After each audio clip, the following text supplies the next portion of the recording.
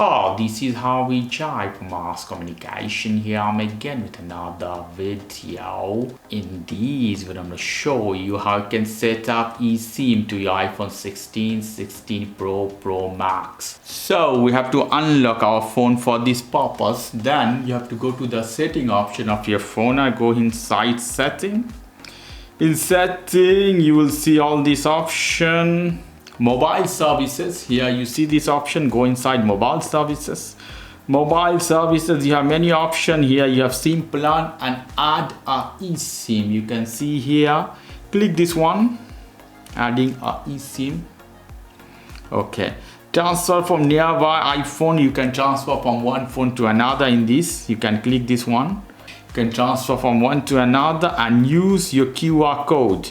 So QR code is scanning code here.